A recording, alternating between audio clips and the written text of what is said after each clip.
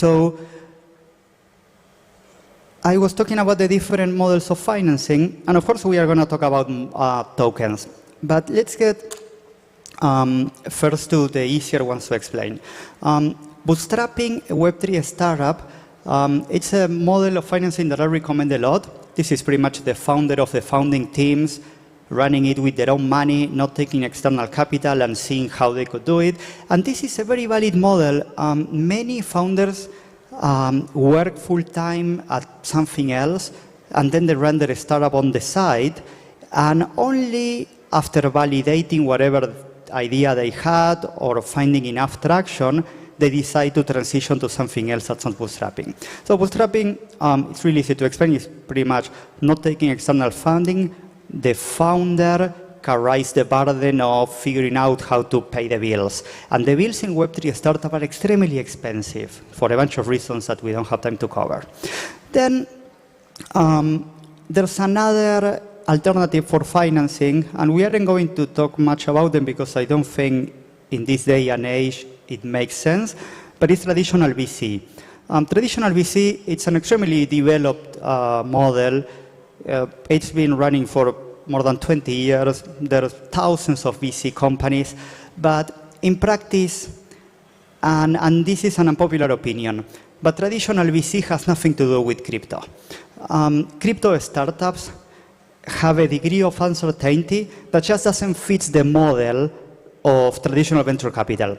Traditional venture capital has some formulas and some models and time frames, and many companies have applied.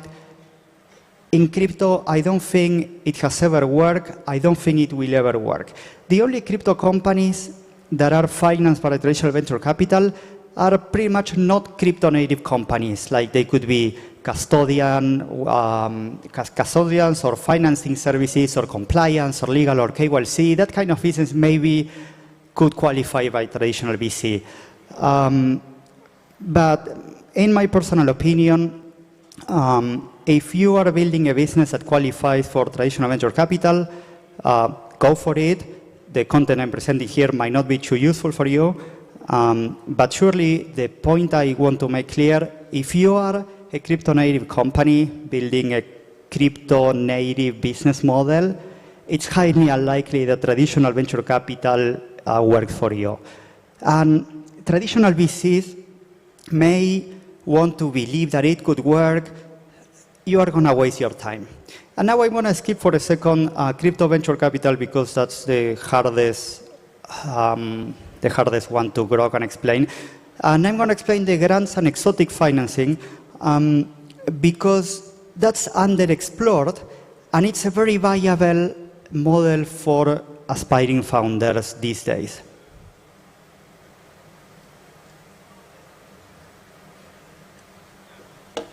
Aspiring founders these days, when they have an idea, they have pretty much the three options I mentioned. Bootstrapping, which is probably not viable unless they have lots of money or some money.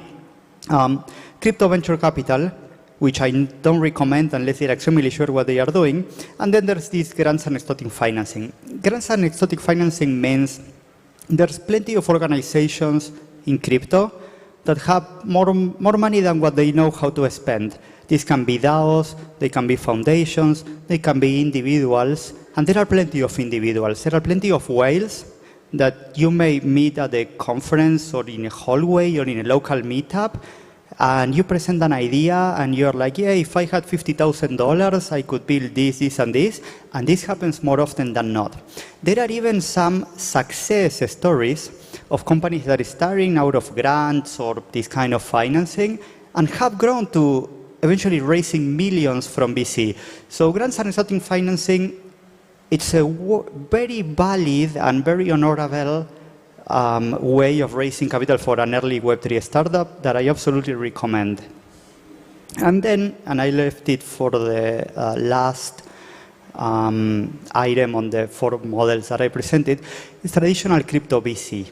Unfortunately, traditional crypto VC has evolved naturally. I don't think anyone specifically wanted to go that way, in a perverted model of greater fools. There are plenty of highly skilled, with plenty of social skills and abilities, investors that are meeting founders with ideas in need of financing, and they will convince them, or they will promote them and help them do a token finance company.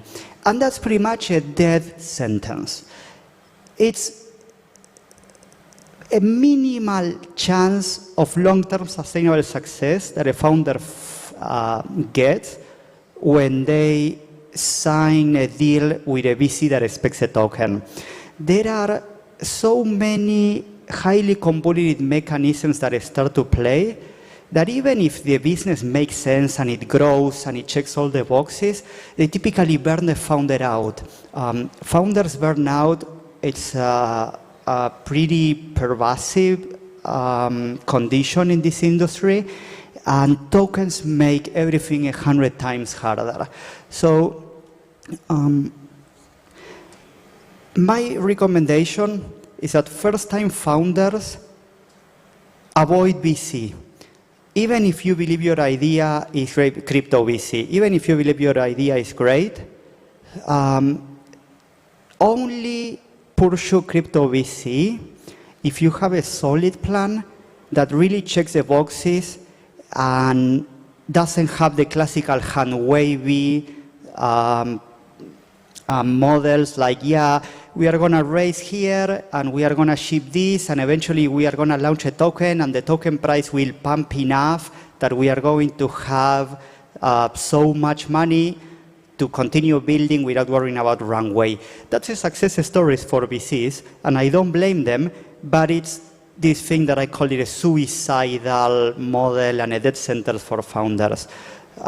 Eventually, the model of crypto VC, when the regulatory landscape gets better, may have a second shot and it would work. But in this context, on which tokens can't do profit sharing or any kind of revenue sharing or tokenized equity, everything token governed whatever, or utility token, or all those things, they are ill-fated. They are not worth pursuing. And it breaks my heart. I met some founders this week. I've done in my career over 200 investments, so I must have talked with 1,000 founders.